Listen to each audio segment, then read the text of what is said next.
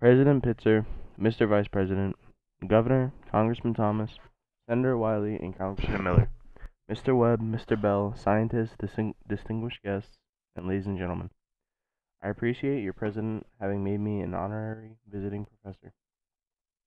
And I will assure you that my first lecture will be very brief. I'm delighted to be here, and I'm particularly delighted to be here on this occasion. We meet at a college board noted for knowledge, in a city noted for progress, in a state noted for strength, and we stand in need of all three. For we meet in an hour of change and challenge, in a decade of hope and fear, and in an age in both knowledge and ignorance. The greater our knowledge increases, the greater our ignorance unfolds. Despite the striking fact that most of the scientists that the world has ever known are alive and working today, despite the fact that this nation's own scientific manpower is doubling every 12 years at a rate of growth more than 3 times than that of our population as a whole, despite that, the vast stretches of an unknown and the unanswered and the unfinished still far outstrip our collective comprehension. No man can fully grasp how far and how fast we've come, but condense, if you will, the 50,000 year of man's recorded history in a time span of but half a century. Stated in these terms, we know very little about the first 40 years, except at the end of them. Advanced man had learned to use the skins of animals to cover them. Then about 10 years ago, under this standard, man emerged from his caves to construct other kinds of shelter. Only 5 years ago, man learned to write and use a cart with wheels. Christianity began less than 2 years ago. The printing press came this year. And then less than 2 months ago, during this whole 50-year span of human history, the steam engine provided a new source of power. Newton explored the meaning of gravity. Last month, electric lights and telephones and automobiles and airplanes became available. Only last week did we develop penicillin and television and nuclear power. And now, if America's new spacecraft succeeds in reaching Venus, we will have literally reached the stars before midnight tonight.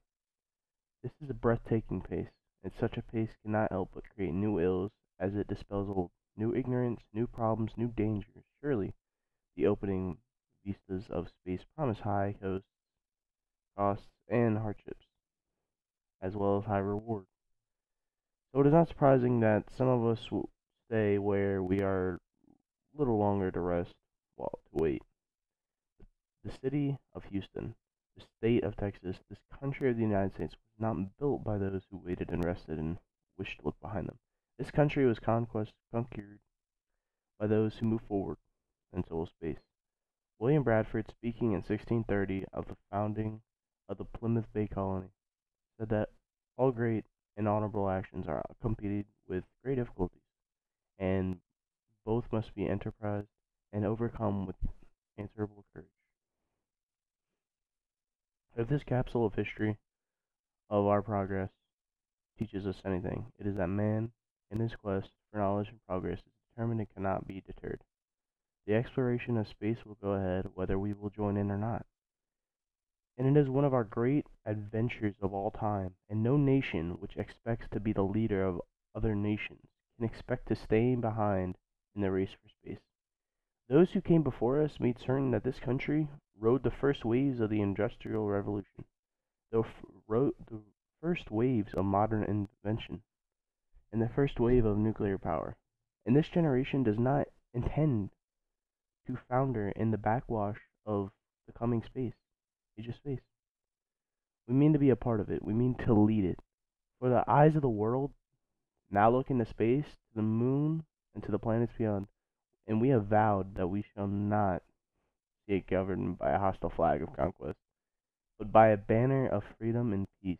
We have vowed that we shall not see space filled with weapons of mass destruction, but with instruments of knowledge and understanding. Yet the vows of this nation can only be fulfilled if we in this nation are first, and therefore we intend to be first. In short, our leadership in science and industry, our hopes for peace and security, our obligations to ourselves as well as others, all required us to make this effort. to solve these mysteries, to solve them for good of all man, and to become the world's leading space-faring nation. We set sail on this new sea because there is new knowledge to be gained and new rights to be won, and they must be won and used for the progress of all people. For space science, like nuclear science and all technology, has no conscience of its own. Whether it will become a force of good or ill depends on a man. And only if the United States occupies a position of preeminence can we help decide whether this new ocean will be a sea of peace or a new terrifying theater of war. I do not say that we should go unprotected against the hostile misuse of space any more than we go unprotected against the hostile use of land or sea. But I do say that the space can be explored and mastered without feeding the fires of war. We represent, or we repeat, without repeating the mistakes that man has made and extended his writ around the globe of ours. There's no strife, no prejudice, no national conflict in outer space as yet. It's hazardous and hostile to us all. Its conquest deserves the best of all mankind, and its opportunity for peaceful cooperation may never come a set again. But why? Some say, why the moon? Why choose this as our goal? And they may as well ask, why climb the highest mountain? Why 35 years ago fly the Atlantic? Why does Rice play Texas? We choose to go to the moon. We choose to go to the moon in this decade and do other things. Not because they are easy, but because they are hard. Because that goal will serve to organize and measure the best of our energies and skills. Because the challenge is one that we are willing to accept, one we are unwilling to postpone, and which we intend to win, and the others too. It is for these reasons that I regard the decision last year to shift our efforts in space from low to high gear as among the most important decisions that will be made during my incumbency in the office of presidency.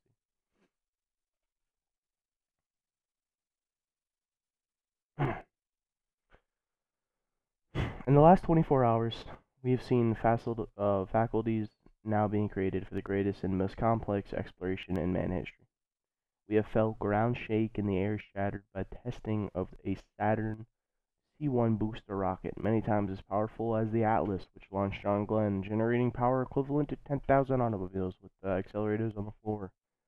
We have seen the site where the F-1 rocket engines, each one as powerful as all the engines of the Saturn combined, will be clustered together to make it the advanced Saturn missile, assembled in a new building to be built at Cape Canaveral, as tall as 48-story structure, as wide as a city block, and as long as 2 lengths of this field. Within these last 19 months, at least 45 satellites have circled the Earth. Some 40 of them were made by the United States of America, and they were far more sophisticated and supplied with far more knowledge to the people of the world than those of the Soviet Union. The Mariner spacecraft, now on its way to Venus, is the most intricate instrument of history of space science. The accuracy of that shot is comparable to firing a missile from Cape Canaveral and dropping it in a stadium between the 40-yard lines. Transit satellites are helping our ships at sea to steer a safer course. Pyro satellites have given us unprecedented warnings of hurricanes and storms, and will do so for forest fires and icebergs. We have had our failures, but so have others, even if they do not admit them, and this may be less public. To be sure, we are behind, and we will be behind for some time in manned flight. But we do not intend to stay behind, and in this decade we shall make up and move ahead. The growth of our science and education will be enriched by new knowledge of our universe and environment, by new techniques of learning and mapping and observation, by new tools and computers for industry, medicine, the home as well as the school. Technical institutions such as Rice will reap the harvest of these gains. And finally, the space effort itself. While still in its infancy, it has already been created a great number of new companies and tens of thousands of new jobs. Space and related industries are generating new demands and investment and skilled personnel.